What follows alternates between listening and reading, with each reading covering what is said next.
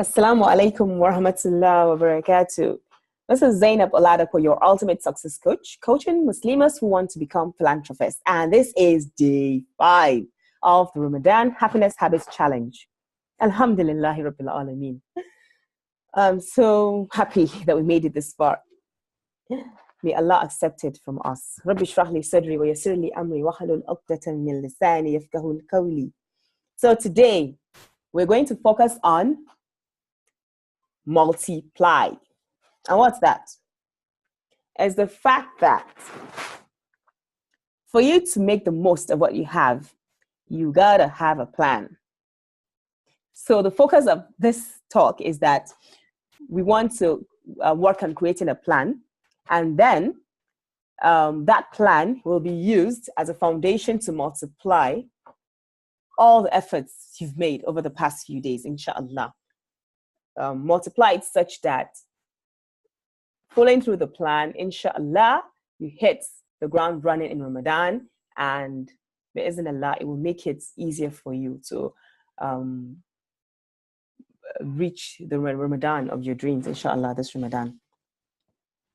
So about having a plan, it's really a basic plan, you know. Yes, you need a solid plan, and a solid plan is a basic plan. We don't need to over plan. What you need is to have, pointers to yourself, things you've agreed with yourself that you want to execute. The habit that we want to work on here is the habit of consistency. So what we'll do is that you will create a plan, which of course I'm going to guide you through, such that you will put down the things that you want to work on. The little things that you want to work on. Little. And I really mean it, little. Because the idea is that there will be so little that it will be so easy for you to do. It will be easy for you to do that you will be able to do it, inshallah. And because it's easy, it will be easier to become consistent at doing it. Because what we really want is to follow through with the fact that Allah loves even the small deeds that are consistent. Isn't Allah merciful? He has made it easy for us by letting us know that He doesn't want us to do something so big that we do it once and then that's it, poof, and then we move on. He wants us to be consistent on this path of good, on this path of striving for Jannah, on this path of striving for ultimate success. He wants us to be consistent, and you can be consistent when you do not overtask yourself. So please, I'm not asking you to write down like a whole bunch of things that you want to do. That'll be too much to do. What I want you to do is to write little things that will be easy for you to do and that you can be consistent with.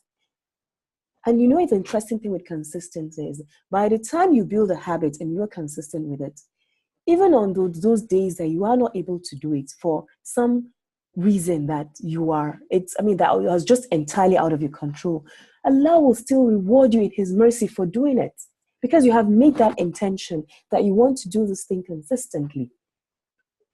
So what is our plan going to be about? It's going to be about things we want to do daily. We're going to have some things we want to be able to do weekly. And then for the fact that this is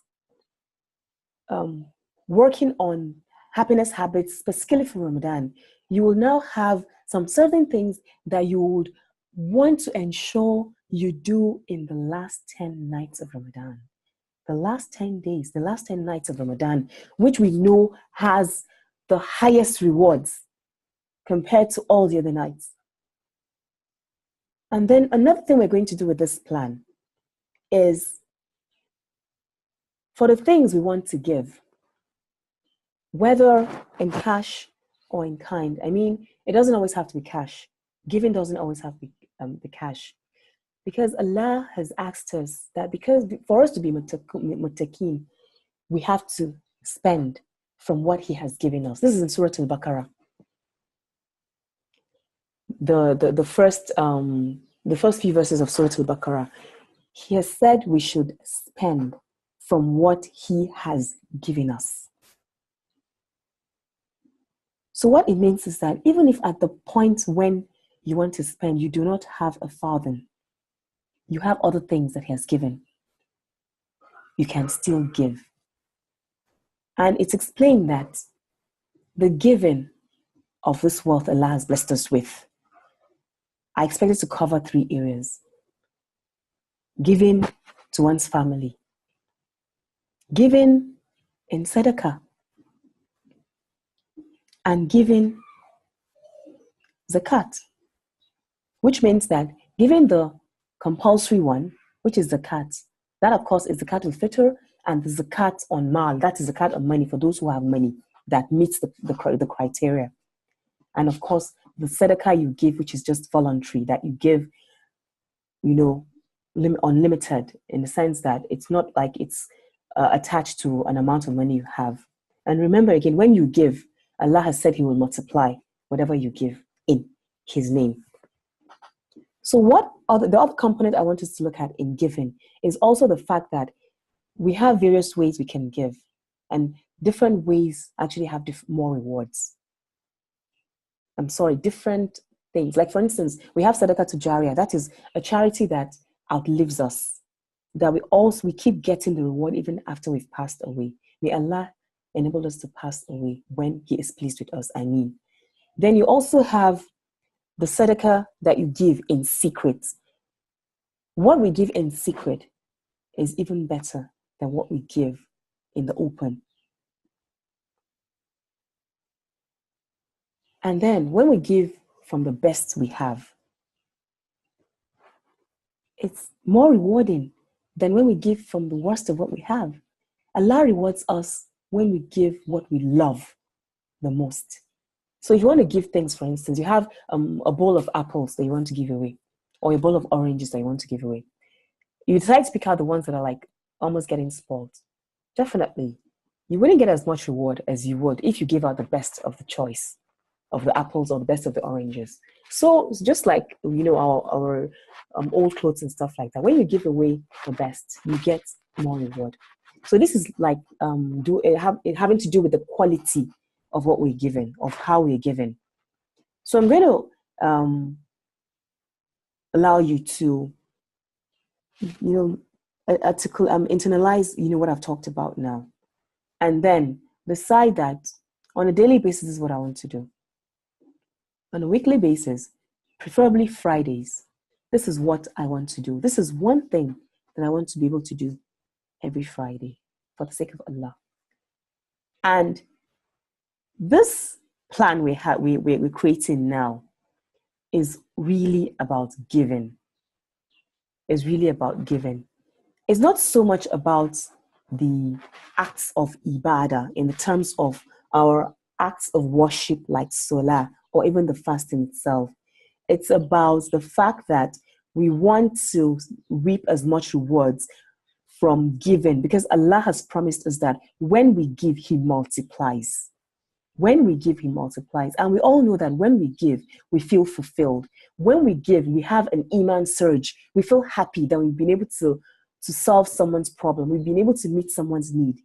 So this plan is for us to intend that it is for the sake of Allah. And inshallah, Allah accepts it as an ibadah for us. So our plan is to pick one thing we want to do on a daily basis. To pick one thing we want to do every week, preferably a Friday. So amongst these things that we're picking, we want to try and see that we are able to pick something in the different categories that we're talking about. So another area we will look at is the 10 nights. You have 10 whole nights, which means that you can put in, some of the things you do daily. You might decide that, okay, first night, I do one of the things that I'm already doing daily. In addition on that, that first night. The second night, I'd add what I'm already doing weekly to that. You keep building up until you have something for each of the nights that you want to do. So one thing we can do is that for those that are in a situation to pay zakat, you might want to put paying your zakat in Ramadan. Well, of course, it's a good time to put it so that you get as much rewards as possible. And then you use Ramadan as your year end that you will give zakat. So if you're already giving zakat, it's fine, even if your period for your date for giving zakat is not in Ramadan. So if you are about to start giving zakat, you could pick Ramadan as when you will give the zakat. So you're able to have more rewards. And then, of course, amongst these things you're choosing, you may choose some charity that is just one-off. You may decide to choose something you give that would outlive you. And remember, things that would outlive us even include the kind of knowledge, even includes knowledge that we share with people, with that intention that Allah accepts it as sadaqatul jariyah, something that would outlive us. Because each time the knowledge is used, you get rewarded for it. And of course, it has to be good knowledge. Allah doesn't accept what is pure and what is good. Great. That's it. Your solid plan. A recap of it is that you will have to write it down. What you intend to do daily, that little thing you intend to do daily. Then what you intend to do on a weekly basis, preferably Fridays. And then what you intend to do for every single of the last 10 nights of Ramadan. So we have so many things that we can pick from. So many things. And remember, it's not only about money. It's not only about giving money. It's good, of course, to put something that will cost you money, that you'll spend using money. But remember, it's also about spending the other forms of wealth that Allah has provided you for. So let's go do that. And please do share your Ramadan plan in the group. Happiness habits for Ramadan. MashaAllah, we've come to the end of the challenge.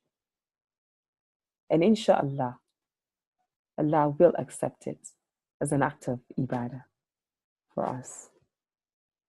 Subhanaka Allahumma wa bihamdika ashhadu an la ilaha illa anta astaghfiruka wa atubu ilayk. Jazakumullahu khairan, darling sis. This is Zainab Oladapo, your ultimate success coach, coaching Muslims who want to be philanthropists. Assalamu alaikum wa rahmatullahi wa barakatuh.